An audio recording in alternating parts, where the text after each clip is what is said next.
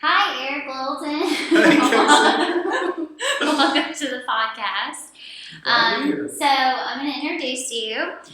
Eric Littleton is co-founder of PowerUp Labs, which is a digital agency that provides strategy, marketing, and software development for clients of all sizes, from startups to Fortune 100 companies. Eric is also COO of ContentTools, a SaaS platform to create interactive content used by the largest publishers in the US and top content marketers around the world.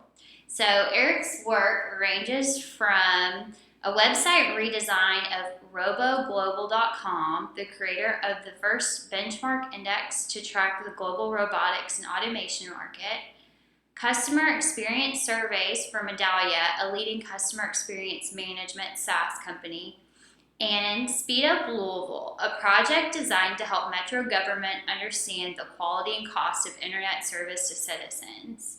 So Eric, welcome to the show. Glad to be here. We high five. Sure. Yay! Thanks for being here. So Eric, tell me about your companies. So we operate two companies right now, all under one entity that's designed to provide services and products ranging from software to marketing and strategy. Okay, so how did you get involved in PowerUp Labs and ContentTools? So the road here has been an interesting one. So we started out about 3 or 4 years ago building consumer products, and ultimately both of them failed. But we turned our experience in going through ideation to building a product to marketing that product to sales and all of that. Okay. And we were actually pretty good at that. We just have not good product ideas. And so our assumption, having gone through that 2 or 3 times, is the first 2 we didn't make anything. The third time we actually built ContentTools and licensed that to media companies. And then we took that process and we've started to apply that to our customers. So you said they were not good product ideas. Why were they not good? They were not good because I didn't understand, I guess, all of the market conditions and things to take into consideration when you're choosing a business or a product to pursue. Okay. So your first startup, Why Wait? You had the idea.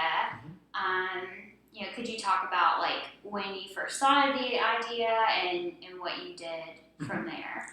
So with Why Wait, the idea was to tell people wait times at restaurants. And so to get that started, we had to build an application. And we built that application and marketed it and launched it and got restaurants using it, got people on the app, but there wasn't a really good business model behind that product. And so what we ultimately learned is small businesses, you need to have a really compelling value proposition. You need to be able to have a low introductory price point. You need to be able to onboard them quickly. And you need to have a way to show value so they keep paying. We didn't have that with Why Wait. And so we pivoted that to move away from the restaurant wait times to just trying to aggregate local information into a better product for people to find out what's going on. Okay, local view. Correct. And so that is kind of a similar situation where we're able to attract users to the platform. We ended up getting 300,000 or 400,000 people using Local View in Louisville per month. Okay. But the only business model behind it was an ad model, and that wasn't necessarily a very compelling pitch to these small business owners, and that didn't create a very good business model. So would you say your main struggles were business model in both of those, or growth? I think it's just a simple, the market didn't fit the product we were trying to put in. Product market. Yeah. So Okay. That's a better way to say it. So I've read that somewhere before. that's the essence of everything that works and doesn't work. You can try it back to that. Our customers trying to buy this product from you. If you have to push to sell it, then it better be a really high price point, or it better be something where they're going to be a customer for life. Okay. And so what we were selling is something everybody else is selling, from TV and media and radio stations to Facebook and Google and all these people. So we were competing for the same dollars they're competing for. our platform didn't really have any inherent advantage to these business owners, so we were selling relationships, and we were selling what ended up being an inferior product as far as these other companies had more at stake and invested in the technology platforms. So ultimately, we took some of the software from that, and we had some interest from those media companies who were also trying to attract eyeballs to their platforms, and we sold some of the software in a license agreement to media companies, and that was the start of ContentTools. So were media companies asking you for that, or how did that come about? I think the way that we opened the line of communication with our media, the first media company was the Courier Journal. Okay. And a local paper here in Louisville. So that's the big paper in Louisville. And on one afternoon, I got a call, and it was from the executive editor of the Courier Journal, and he said, "Hey, Eric, I see you guys are using our photos on LocalView. You can't do that." And I'm like, well, first of all, I think I knew that we couldn't do that, but we were doing it anyway. Because we weren't paying photographers to go out and take pictures of Louisville. But anyways, so that turned into I'm sorry, we'll stop using your photos that we were not paying license fees for. But if you guys ever want to talk about synergies and set up a meeting, you can do that. Okay. So that got us in front of the Courier Journal, and we talked about what our software platform was capable of. They liked the interactive content angle of it, so we eventually broke that off, and they were our first pilot customer. Okay. I think that's one of the themes I see with you in particular is that you really key in on partnerships and synergies and always up on the latest, like what's going on in different industries. So is that something that you think comes natural to you, or do you do that because you see potential for lots of opportunity? It's probably just because I have a lot of different interests. And so I was interested in newspapers and the changing business models and what they would become in the future. Because at the same time we're trying to build a local discovery platform, we're also kind of in that market. So we're kind of in the technology market, kind of in the media market, kind of in the local ad business. And so I would look to other people in those spaces to see what they're doing. And I saw some potential for us to maybe take what we're good at and give it to them for a price. And that was kind of the first time that we took that approach versus just thinking, I have this product that I want, let's build it and let's hope other people want it. Which are a very different thing, and generally when you look at the beginning and end of things, the ones that take the former approach do a lot better. Okay. So going back to when you were talking to that representative of Courier Journal, did you say, hey, like, let's work together? Now, did you propose something right away? Did you just have a meeting, very casual, or we thought so they, after I told them what we were trying to do, and that's with LocalView, we were trying to take all of the local information that's kind of in all these different places, like events and deals and restaurant information and reviews and all that stuff, and aggregate it into one place. And then personalize it to a user based on their preferences and interactions with the application. That just happened to be what this guy had also done in a previous job. So he understood news personalization, and it's also kind of a passion project of him to be able to personalize what's on Courier Journal to the reader. Okay. And so he's like, how are you guys doing that? What are you doing? Let's talk about that. So he just randomly, did he randomly call you? He called me to tell me to stop using my photos. Yeah. And it turned into, and what are you doing with them? And and that changed your whole business trajectory into going into ContentTools. Yeah. But I mean, we started talking, and that was the first interaction we had had with a big corporation, and it sounded like, to me, as a naive founder, it sounded like, oh, they want our technology. They're probably going to buy us. Like, that was what I thought. That's the first thing I thought. Like, they care so much about what we're doing. Yeah, this is a huge threat. Yeah, exactly. They thought, I was like, we're going there to get bought. This is an acquisition offer or something. So I went there and I divulged all of our strategy. You did? Yeah, I mean, I'm told, because I'm thinking these guys, they really are interested in what we're doing. Like, to help us out. And, I found out later, they just basically took what we said and some of the things that we were doing effectively and like, hey, can we do these? Of course. So, yeah. So the lesson learned there is that big corporations, and this happened to us many times after, and eventually we got smart about that.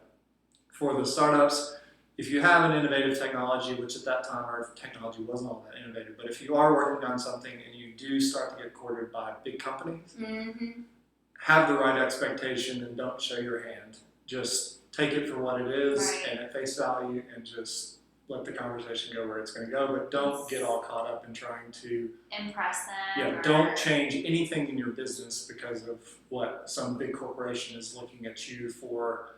Basically, they have the build, buy, invest mindset, and most of the time they're going to build it. Every once in a while, they'll invest, and almost never they'll buy. But most of the time, they're just there to try to get what you know out of you so they can apply it. So that's a lesson. Yeah. That I learned the hard way.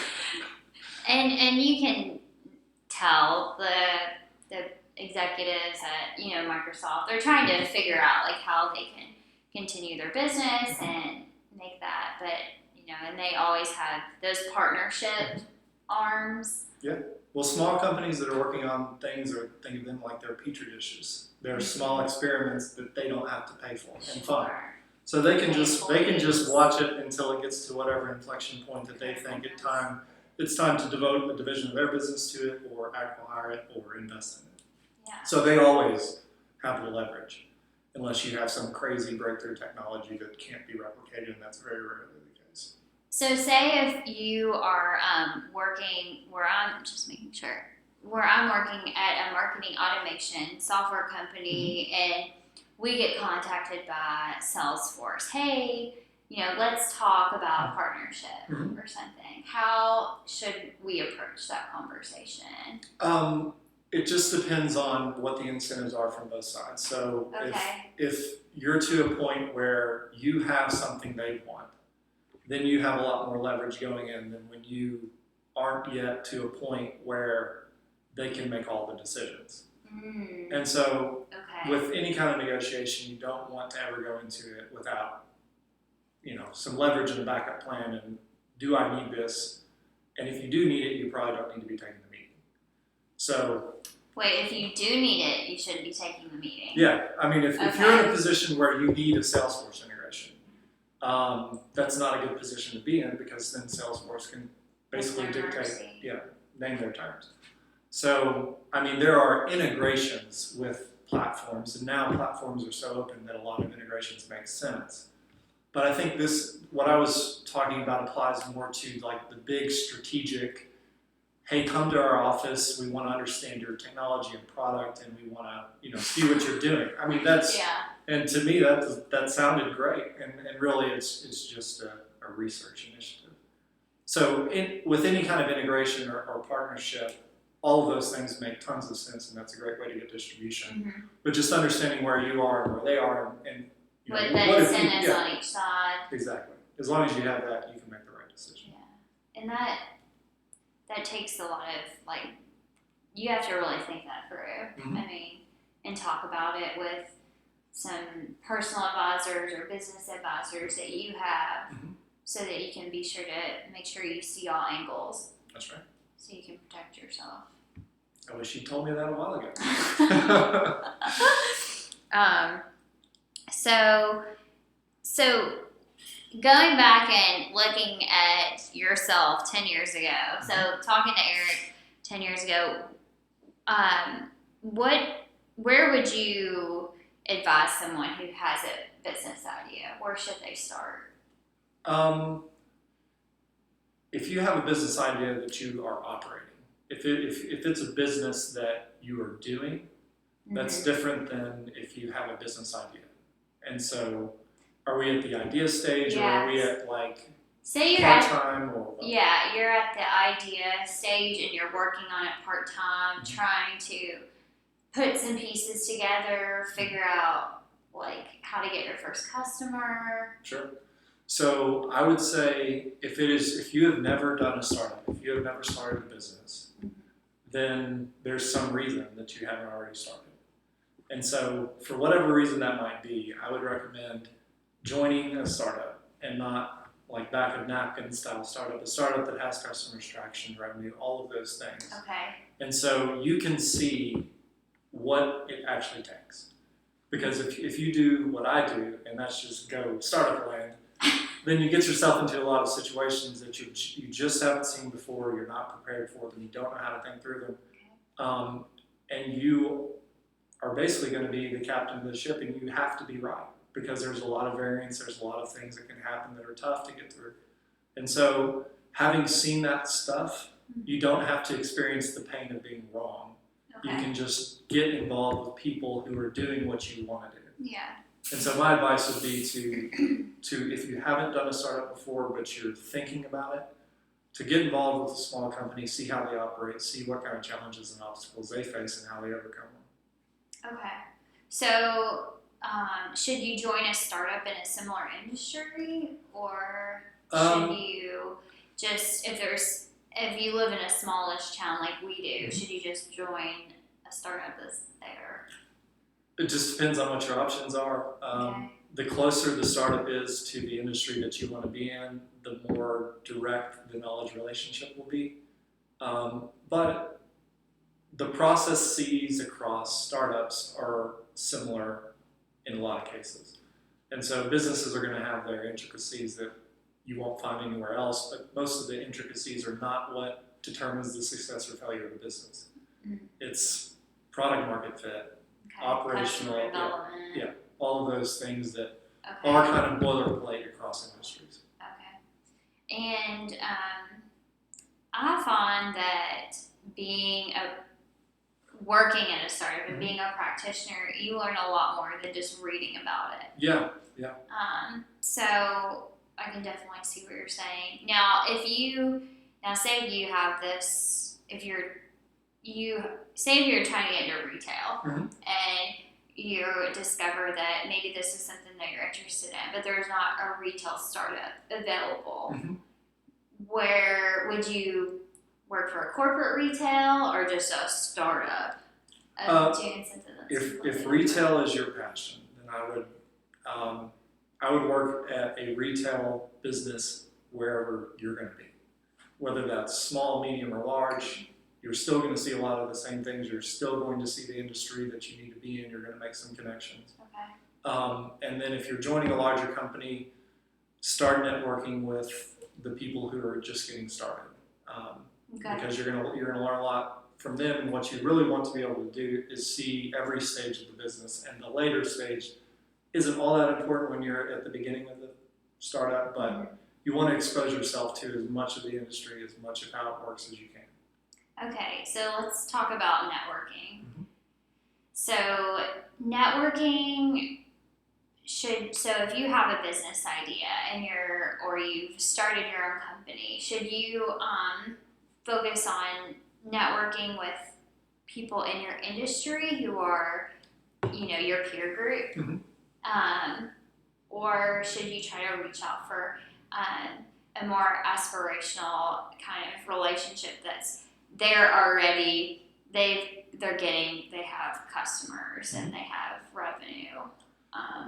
So I don't think you want to limit yourself to, I need X, and I'm only going to find people that are X. I think that is good if you know exactly what you want. If you just want somebody to hold you accountable, go find that. If you just want somebody to give you investment in my advice, go find that. But I would look at it like, if you're just starting out, looking at the stages again and trying to kind of balance out where you spend your time and getting the advice from the early stage, because that's how that person at the later stage, they probably thought very similar to the way that person at the early stage did.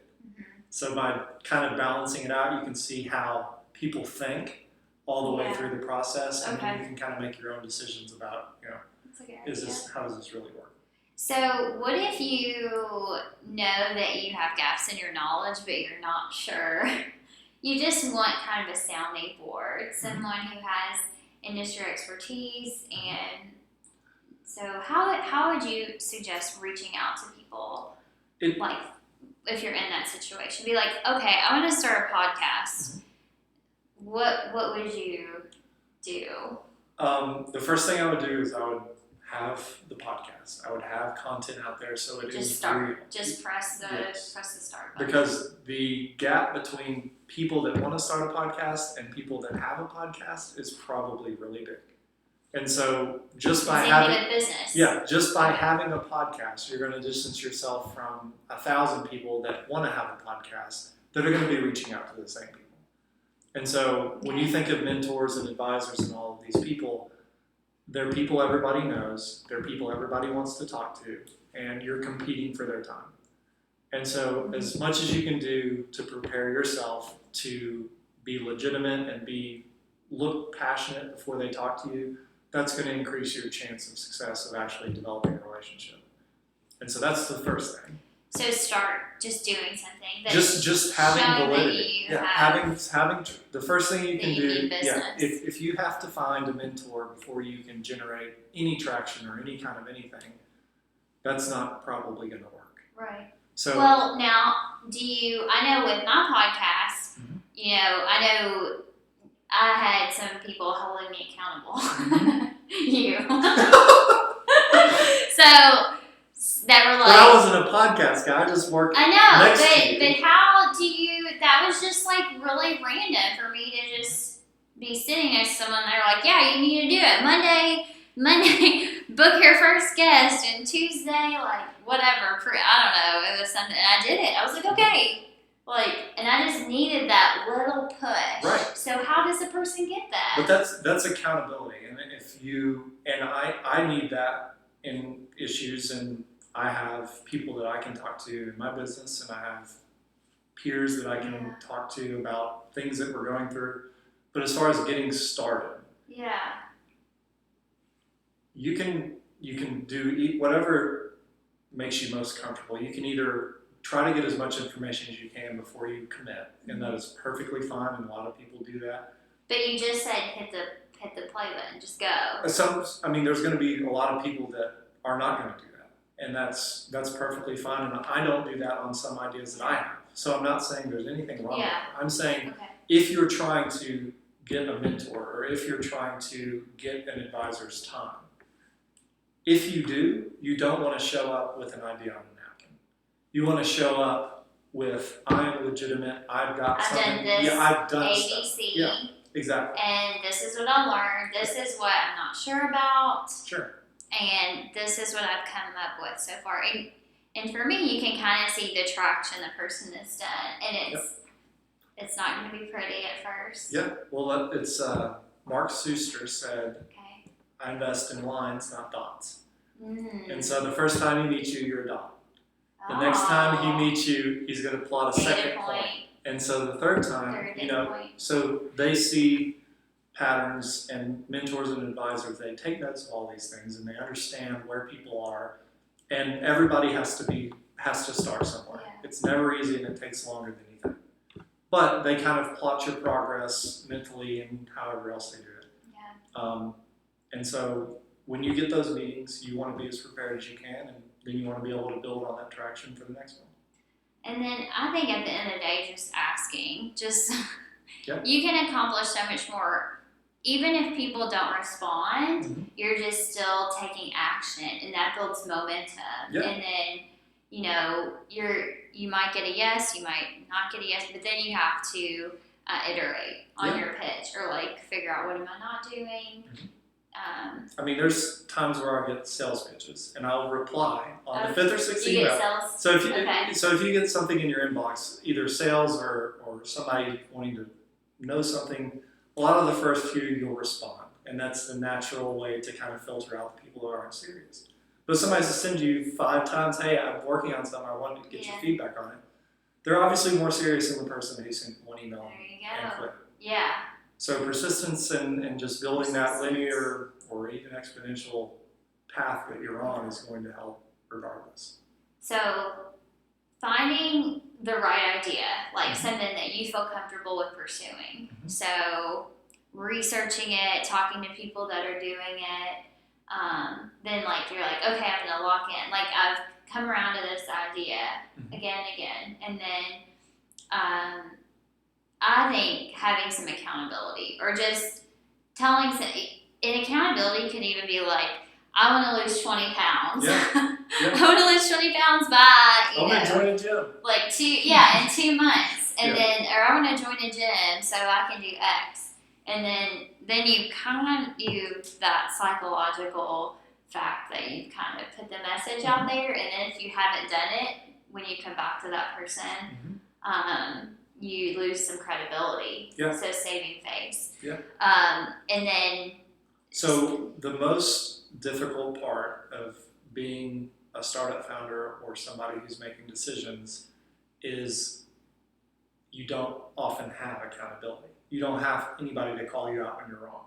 1,000%. If you are a solo startup founder, there is no one Yes. in the world who is going to be like, hey, you didn't show up to work. You're just on your laptop by yourself at 11 p.m. Yeah.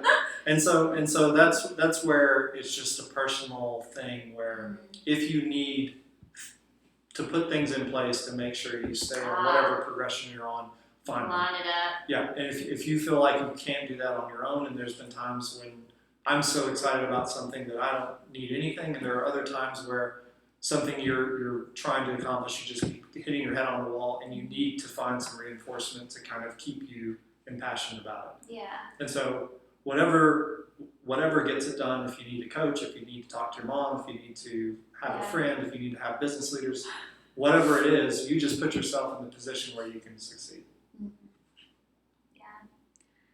Oh man. Okay. I was just thinking of talking to my mom about my crazy business. I've talked to my mom. She's just like, okay. It worries my mom and dad. She said, I'm not going to ask you about your business anymore. So Mom's like, what crazy thing are you up to right now? Because she's like, okay, great. She, just in case she's watching, she would listen if I needed something. Yeah, moms are awesome with Okay. that.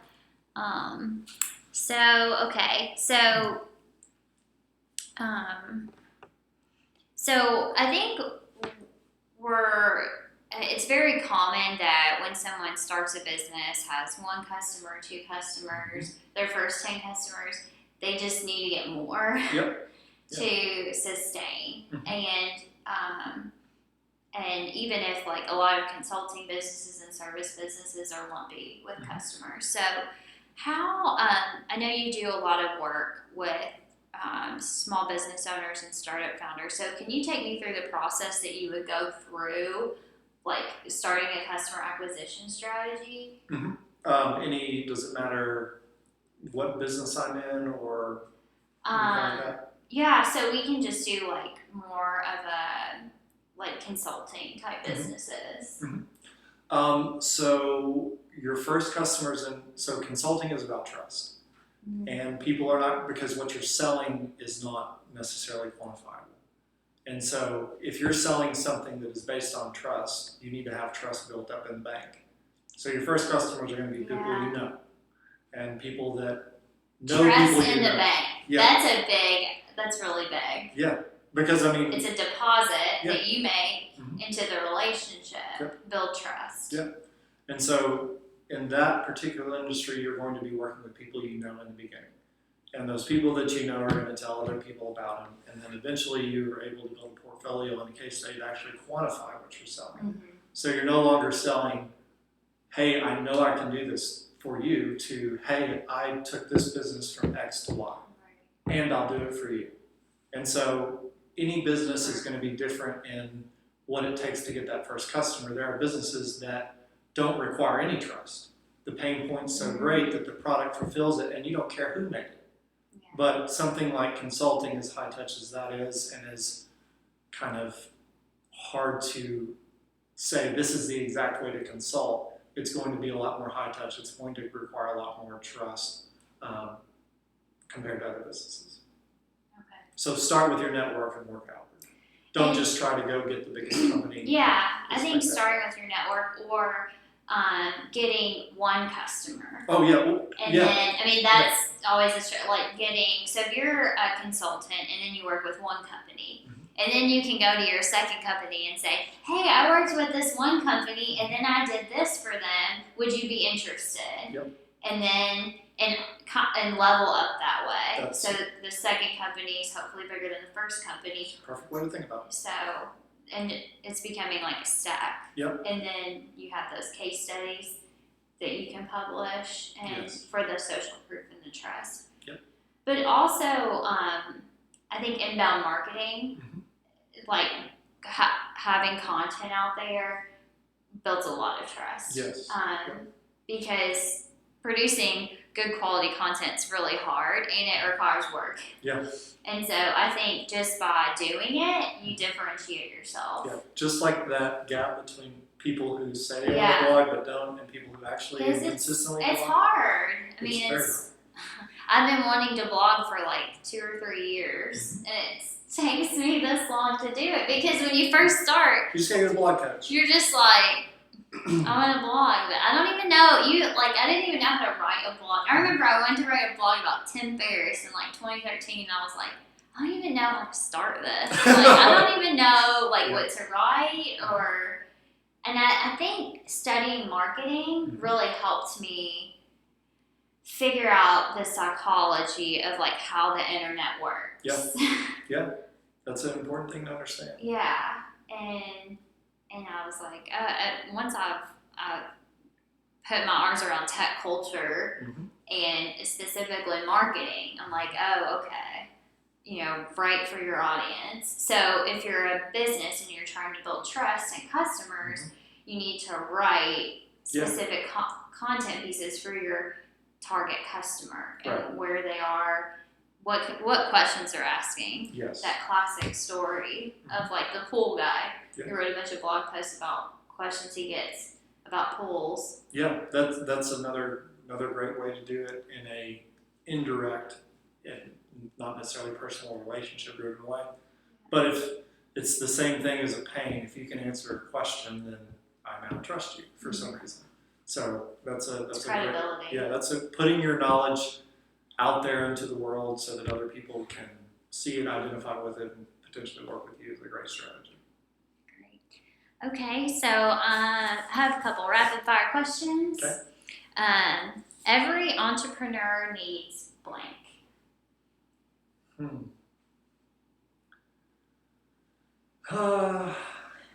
Every entrepreneur needs, I would say, support. Support. Yeah. So there are some people that will be internally motivated and don't need any kind of external thing, but most of the people I know go through a lot of the same problems. They can look different, but they have a lot of the same commonalities, and it's good to not have to always be right and understand that if you are trying to start up, things are not going to go exactly as you expect. Yeah. And to have a support group in place to kind of help you when those things don't happen is what I would think is the most important thing. I agree. I'm always like, I have a group of people, I'm like, I have an idea. It's probably silly, but they're like, yeah. Awesome. Okay. What book are you reading right now?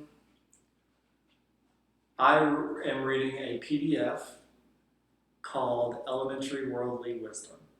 Oh, who's the writer of that piece? Charlie Munger. Charlie Munger. Very neat. Have you read a lot of his writings? He's not a writer, but Okay. there's like his speeches are transcribed and there's some stuff on that, and I do follow his stuff. So Charlie Munger is Warren Buffett's partner at Berkshire Hathaway and has been for 50 years or so. However long they've started.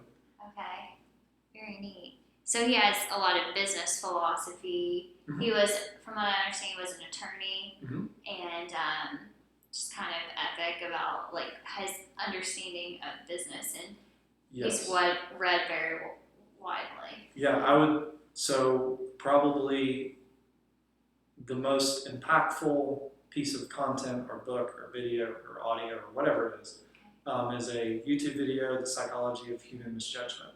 Okay. And it's a talk by him, and I would highly recommend anybody that is going to be operating in uncertain conditions, which are a startup, to familiarize yourself with that, because it's going to save you from making a lot of mistakes. Okay, great. And so, what is your favorite podcast? I listen to, so I have Bill Burr, which is Bill Burr. comedy. Okay. I have Intelligence Squared, which is debates. Oh. Freakonomics occasionally, every once in a while Tim Ferriss, A16Z, whatever they do, some horse and A16Z. That's it. Just anything related to the VC startup business, and then some of the more in-depth topics about what's going on in the world and assessing some of the things that I'm interested in. Very neat. Okay. If you could have a billboard anywhere, where would it go and what would it say? I would put one up here, I guess. In this building? Yes, I'd put a small billboard up in this room behind us that says, "Listen to the Case of the Rude podcast." Okay. I've heard that. And if you don't, something bad's gonna happen. Something bad's gonna happen. Okay. Well, thanks, Eric. Thanks, Thank you. Gracie. All